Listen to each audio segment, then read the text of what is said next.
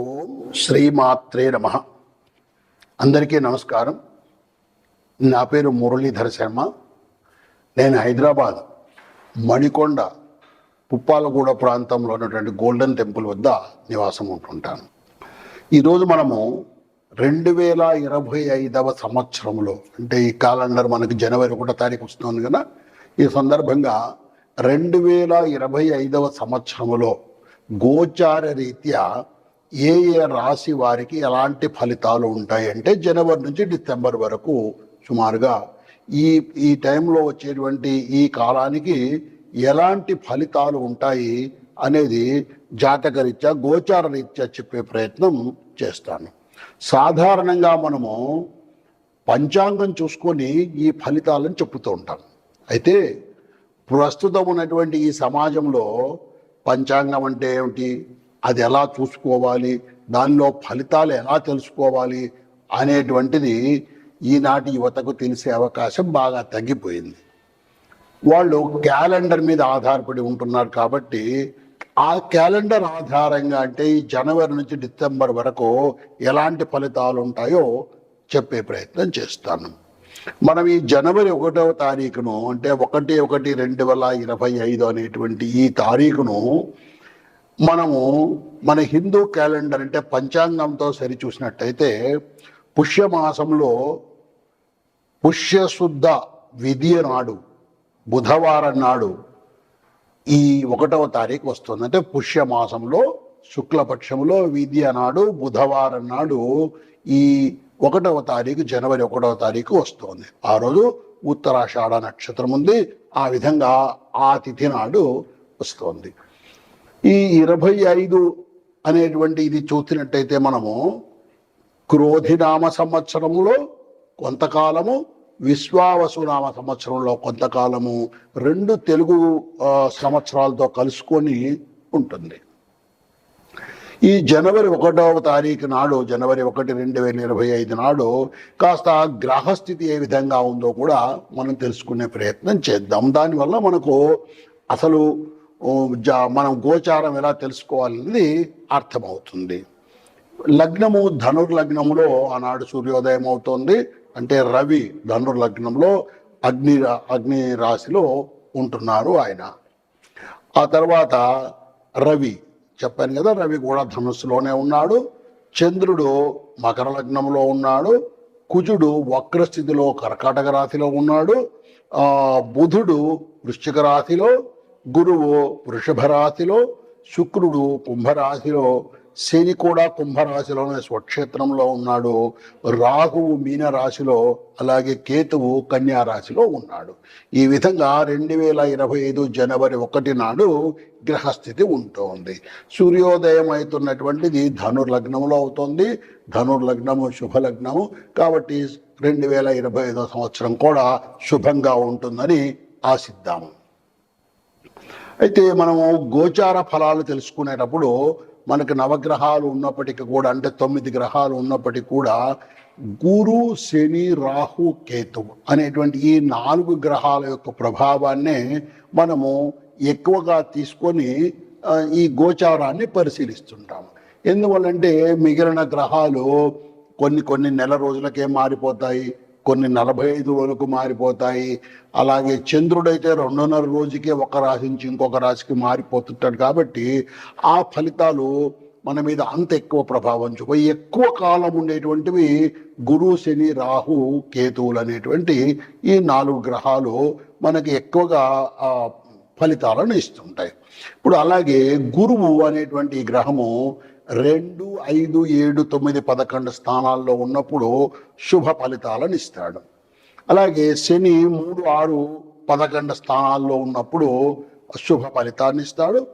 ఇంకొక ముఖ్యమైన విషయము, శని 12, 1, 2 స్థానాల్లో ఉన్నప్పుడు, అంటే మీ రాశి నుంచి 12వ స్థానము, 1వ స్థానం, 2వ స్థానంలో ఉన్నప్పుడు 7.5 సంవత్సరాలు ఏళ్ళ నాటి శని అని చెప్పి కాస్త దుష్ఫలితాలను ఇవ్వటము, అలాగే 4వ ఇంట్లో ఉన్నప్పుడు అర్ధాష్టమ శని అని చెప్పి దుష్ఫలితాలను ఇవ్వటము, 8వ ఇంట్లో ఉన్నప్పుడు అష్టమ శని అనే దుష్ఫలితాలను ఇవ్వటము. అంటే మనకు ఉన్నటువంటి ఈ 12 స్థానాల్లో కేవలం 3, 6, 11 స్థానాల్లో ఉన్నప్పుడు మాత్రమే శని శుభ ఫలితాలను ఇస్తుంటాడు.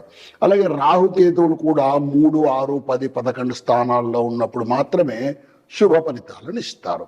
ఈ విధంగా మనకు ఏ గ్రహాలు ఏ స్థానాల్లో ఉన్నప్పుడు ఫలితాలను శుభ ఫలితాలను ఇస్తారో తెలుసుకున్నాం. అలాగే ఇప్పుడు ఈ గురువు, శని, రాహు, కేతు అనేటువంటి వాటిలో వేటిని ప్రభావం చేస్తారు మన జీవితంలో అన్నది తెలుసుకుంటే, గురువు చదువు, ధనము, జ్ఞానము, వివాహము, భక్తి, సంపద, సంతానము ఇలాంటి వాటిని గురువు ప్రభావితం చేస్తాడు. అలాగే శని న్యాయము, అన్యాయము, పనిచేసే లక్షణము, మానసికమైనటువంటి ఒత్తిడి, కర్మఫలము, ఆరోగ్యము, ఆయుష్ అనేటువంటి వాటిని శని ప్రభావం చేస్తాడు. ఇక రాహును మనం పరిశీలించినట్టయితే మనకు భ్రమలు కల్పించడము, మానసికమైనటువంటి ఒత్తిడిని కల్పించడము, ఇలాంటివి మన ఆరోగ్యాల మీద, ప్రత్యేకించి మానసిక ఆరోగ్యం మీద ఎక్కువ ప్రభావాన్ని రాహువు చేస్తుంటాడు. అలాగే కేతువు మన జ్ఞానాన్ని, మేధస్సును, భక్తి మార్గాన్ని కూడా కేతువు ప్రోత్సహిస్తూ ఉంటాడు, కేతువు సరిచూస్తూ ఉంటాడు. ఈ విధంగా ఒక్కొక్క గ్రహము కొన్ని కారకత్వాలను కలిగి పనిచేస్తూ ఉంటుంది.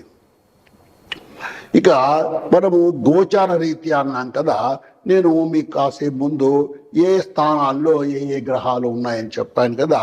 అయితే ఈ గ్రహాలు కాస్త మారుతూ ఉంటాయని కూడా చెప్పాను. ఉదాహరణకు గురువు 14 మే నాడు వృషభ రాశి నుంచి మిథున రాశికి మారుతాడు.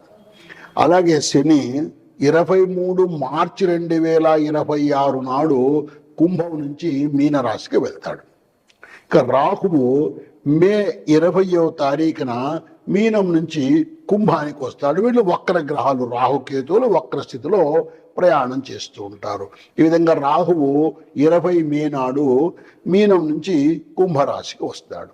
ఇక కేతువు కూడా అదే 20 మే నాడు కన్యా రాశి నుంచి సింహరాశికి ఆ రోజు వక్ర స్థితిలో ప్రయాణం చేస్తాడు. ఈ విధంగా ఈ గ్రహాలు స్థిరంగా ఒకే రాశిలో శాశ్వతంగా ఉండవు. ఆ గ్రహాలకు చలనం ఉంటుంది. ఆ గ్రహాలు ఇందాక చెప్పినట్టుగా చంద్రుడు 2.5 రోజుకు, కుజుడు 45 రోజులకు ఇలాగా మారిపోతూ ఉంటారు. శని 2.5 సంవత్సరాలకు ఒక్కొక్క రాశిని ఇలా మారుతూ ఉంటారు. ఈ మారేటప్పుడు కూడా ఒక రాశి నుంచి ఒక రాశికి మారినప్పుడు మన జన్మరాశి నుంచి వాటి యొక్క స్థానం మారుతుంది కాబట్టి వాటి ఫలితాల్లో కూడా మార్పులు వస్తుంటాయి. ఈ విధంగా ఇప్పుడు మనము ఏ రాశి వారికి ఎలాంటి ఫలితాలు ఉన్నాయో తెలుసుకునే ప్రయత్నము చేద్దాం. ఇప్పుడు మనము కుంభరాశి వారికి 2025వ సంవత్సరం అంటే క్యాలెండర్ పీరియడ్ జనవరి నుంచి డిసెంబర్ వరకు సాధారణంగా గోచార రీత్యా ఎలాంటి ఫలితాలు ఉంటాయి అనేది మనము తెలుసుకునే ప్రయత్నం చేద్దాము. గోచార రీత్యా ఫలితాలు అన్నప్పుడు మనము గురు, శని, రాహుకేతు గ్రహాలను పరిశీలన చేస్తుంటాం. అంటే మిగతా గ్రహాలు ఇప్పుడు రవి, చంద్రుడు ఇలాంటి వాటిని ఎందుకు మనము అంత ఎక్కువగా ఈ గోచారంలోకి తీసుకోమంటే, ఆ గ్రహాలు ఒక రాశి నుంచి ఒక రాశికి చాలా త్వరగా మారుతూ ఉంటాయి కాబట్టి మన మీద ఎక్కువ ప్రభావాన్ని చూపగలిగే గ్రహాలు గురు, శని, రాహుకేతువులే. ఎందుకంటే వీళ్ళు ఒక్కొక్క రాశిలో ఎక్కువ కాలం ఉంటుంటారు. మరి ఈ కుంభరాశి వాళ్లకు గురువు యొక్క ప్రభావం 2025 సంవత్సరంలో ఎలా ఉంటుందో మనం తెలుసుకునే ప్రయత్నం చేద్దాం.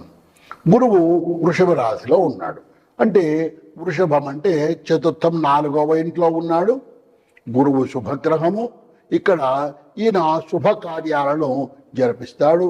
ఆస్తి విషయాలు, ఆస్తి పంపకాలు ఏవైనా కూడా ఎక్కువ కాలంగా పెండింగ్లో ఉంటే అవన్నీ కూడా జరిగే అవకాశం కూడా ఉంది. చేసే పనులలో స్థిరత్వం జరుగుతుంది. కాబట్టి కుంభరాశి వాళ్లకు ఈ గురువు యొక్క ప్రభావము శుభ ప్రభావం అని చెప్పవచ్చు. అయితే ఈ గురువు 14 మే 2025 నాడు 4వ ఇంటి నుంచి 5వ ఇంటికంటే మిథున రాశికి వస్తున్నాడు. ఈ మిథున రాశికి పంచమ స్థానానికి రావడం వల్ల సంతానం మీద అనుకూలమైనటువంటి ప్రభావము ఉంటుంది. అలాగే ఇప్పటి వరకు సంతానం కోసం ప్రయత్నం చేస్తున్న వాళ్ళు ఎవరైనా ఉంటే వాళ్ళకి సంతానం కలగడానికి కూడా ఈ మే 2025 తరువాత ఒక మంచి అవకాశం ఉంది. వాళ్ళకు ఈ సంతానాన్ని కూడా పొందే పరిస్థితి ఉంటుంది. అలాగే ప్రేమ వ్యవహారాల్లో ఇది పంచమ స్థానం కాబట్టి ప్రేమ వ్యవహారాల్లో ఎవరైనా ఉన్నట్టయితే అలాంటి వాళ్లకు కూడా ఈ కుంభరాశి వారికి శుభ సమయం ఇది మే 2025 తరువాత అని చెప్పవచ్చు. ఇక మరొక ముఖ్యమైనటువంటి గ్రహము శని. శని కుంభరాశిలోనే ఉన్నాడు. ఏదైతే జన్మరాశి ఉందో అదే రాశిలో శని ఉన్నాడు. ఈ శని యొక్క ప్రభావం వలన ఆరోగ్య విషయాల్లో జాగ్రత్తగా ఉండాలి, పని ఒత్తిడి విషయంలో చాలా జాగ్రత్తగా ఉండాలి, వ్యయాలు ఖర్చులు కూడా పెరిగేటువంటి అవకాశం ఉంది. కాబట్టి ఈ ఖర్చుల విషయంలో కూడా వీళ్ళు జాగ్రత్తగా ఉండాలి. అయితే ఈ ప్రభావం అంతా ఇప్పటికే వీళ్ళు అనుభవించారు. ఈ గ్రహము శని రేపు మార్చి 2025 29 మార్చి నాడు ఈ 1వ స్థానం నుంచి జన్మస్థానం నుంచి జన్మశని నుంచి 2వ ఇంటికి వస్తున్నాడు. 12వ ఇల్లు అయిపోయింది, 1వ జన్మస్థానం కూడా అయిపోయింది, ఇప్పుడు 2వ ఇంటికి వస్తున్నాడు. ఈ అనుభవంలో ఈ కుంభరాశి వాళ్లకు ఇది చివరి స్థితి అని చెప్పుకోవచ్చు. ఈ 2వ స్థానం ధన కుటుంబ స్థానములో ఈయన ఉండడం వల్ల కుంభరాశి వాళ్ళు కాస్త ఆర్థిక క్రమశిక్షణను పెంచుకోవాలి తప్పకుండా. అలాగే కుటుంబ విషయాల్లో కూడా జాగ్రత్తగా ఉండాలి. ఎందువల్లంటే ఇక ఈ 7.5 శని అన్నటువంటిది ఏదైతే ఉందో అది ఇంకా చివరి దశకు వస్తోంది. కాబట్టి మరింత జాగ్రత్తగా ఉండాలి. ఈ శని యొక్క దోషాన్ని తగ్గించుకోవడానికి తగిన పరిష్కారాలు తప్పకుండా చేసుకోవాలి వీళ్ళు. ఈ పరిష్కారాల్లో ముఖ్యమైనటువంటిది శివార్చన చేయడము, శివ సహస్రనామం చదవడము, లేదా శివ అష్టోత్తరం చదువుకోవడము, లేదా శివ పంచాక్షరి నామాన్ని జపం చేయడము, అమ్మవారి నామం శ్రీమాత్రే నమః లాంటి అమ్మవారి నామాన్ని జపం చేయటము. ఈ విధంగా చేయడం వల్ల ఈ శని యొక్క ప్రభావాన్ని కుంభరాశి వాళ్ళు కాస్త తగ్గించుకోగలుగుతారు. కాస్త చివరికి వచ్చారు, ఇప్పటిదాకా పడిన శ్రమకు కాస్త ఓపిక పట్టినట్టయితే శుభ ఫలితాలు భవిష్యత్తులో వచ్చే అవకాశము ఉంటుంది. ఇక తరువాత ముఖ్యమైనటువంటి గ్రహము రాహు గ్రహము. ఈ రాహు మీనరాశిలో ఉన్నాడు. మీనరాశి అంటే 2వ ఇల్లు, ధనస్థానము, కుటుంబ స్థానము. ఇక్కడ ఈ రాహుగ్రహం ఎప్పుడైతే ఉన్నాడో ఈయన మానసిక ప్రభావాన్ని చూపించేటువంటి గ్రహము. అనవసరమైనటువంటి ఖర్చులు పెరిగే అవకాశం ఉంది, కుటుంబ సమస్యలు పెరిగే అవకాశం ఉంది, ఆరోగ్య విషయాల్లో కూడా కాస్త ఇబ్బందులు పెరిగే అవకాశమే ఉంది ఈ రాహువు 2వ ఇంట్లో ఉండడం వల్ల. ఈ రాహువు ఫిబ్రవరి 20, 2025 నాడు మీనం నుంచి కుంభరాశిలోకి వస్తున్నాడు. అంటే ఇప్పుడు ఏదో 2వ ఇంట ధన కుటుంబ స్థానంలో ఉన్నవాడు అప్పుడు కుంభరాశిలో జన్మ రాశిలోకే వస్తున్నాడు. కాబట్టి కాస్త మరింత ఇబ్బందులు ఉండే అవకాశం ఉంది. ఆర్థిక అంశాల్లో అనిశ్చితి పెరిగే అవకాశం ఉంది, కుటుంబంలో సమస్యలు పెరిగే అవకాశం ఉంది, చేసే ప్రయత్నాలు విఫలమయ్యే అవకాశం కూడా ఉంది. కాబట్టి ఈ రాహు యొక్క ప్రభావం వల్ల కుంభరాశి వాళ్ళు కాస్త జాగ్రత్తగా ఉండాలి. ఇందాక నేను చెప్పినట్టుగా భగవంతుడి యొక్క భక్తి మార్గంలో నడుస్తూ ఈ రాహువు యొక్క ప్రభావాన్ని తగ్గించుకునే ప్రయత్నం చేయాలి. తరువాత ముఖ్యమైనటువంటి గ్రహము కేతు గ్రహము. కుంభరాశి వారికి 8వ స్థానంలో కన్యా రాశిలో కేతు ఉన్నాడు. 8మం అంటే ఆయుష స్థానము. ఈ ఆయుష స్థానములో ఇలాంటి పాపగ్రహము, తీవ్రగ్రహమైనటువంటి గ్రహము ఉండడం వల్ల కాస్త ఇబ్బందులు ఆరోగ్య విషయంలో ఉండేటువంటి అవకాశం ఉంది. అలాగే అనుకోని విధంగా అసాధారణమైనటువంటి శస్త్రచికిత్సలు కూడా జరిగే అవకాశం ఉంది. కాబట్టి పెట్టుబడుల్లో కూడా నష్టాలు వచ్చే అవకాశం ఉంది. ఈ కుంభరాశి వాళ్ళు తగిన జాగ్రత్తలు తీసుకోవాల్సినటువంటి అవసరం ఉంది. ఇటువంటి కేతువు ఫిబ్రవరి 2025 నాడు కన్యా రాశి నుంచి సింహరాశిలోకి అంటే 7వ ఇంట్లోకి వస్తున్నాడు. 7వ ఇల్లు అంటే కుటుంబ స్థానము, ఇక్కడ భార్యాభర్తల స్థానము, వివాహ స్థానము. ఇక్కడికి ఈయన రావడం వల్ల భార్యాభర్తల మధ్య ఒత్తిడి పెరగడము, మానసికమైనటువంటి ఒత్తిడి పెరగడము, ఆలోచన విధానాల్లో మనం సరైనటువంటి మార్పు చేసుకోకపోతే ఈ కేతువు యొక్క ప్రభావం వలన కుంభరాశి వాళ్ళు మరి కాస్త కుటుంబ విషయంలో కూడా ప్రత్యేకించి ఇబ్బంది పడే అవకాశం ఉంది. మొత్తం మీద మనం పరిశీలించినటువంటి అయితే కుంభరాశి వారికి శని యొక్క ప్రభావం వ్యతిరేకంగానే ఉంది, రాహు యొక్క ప్రభావం వ్యతిరేకంగానే ఉంది, కేతు యొక్క ప్రభావం కూడా వ్యతిరేకంగానే ఉంది. కాబట్టి తప్పనిసరిగా వీళ్ళు భగవంతుని మీద అచంచలమైనటువంటి విశ్వాసంతో, భక్తితో ఆ దేవుణ్ణి అర్చించుకోవడం వలన, పూజలు చేసుకోవటం వలన, ధ్యానం చేసుకోవటం వల్ల, లేదా అమ్మవారి నామాన్ని పదే పదే స్మరిస్తూ ఉండడం వల్ల, లేదా శివ పంచాక్షరి స్మరణ చేయటం వలన ఈ కుంభరాశి వారికి ఏవైతే ఈ ఇబ్బందులు గోచారరీత్యా కలిగి ఉన్నాయో వాటిని తొలగించుకొని లేదా వాటిని తగ్గించుకొని కాస్త సుఖమయమైనటువంటి జీవితాన్ని పొందగలుగుతారని ఆశిస్తున్నాను. ఓం శ్రీమాత్రే నమః.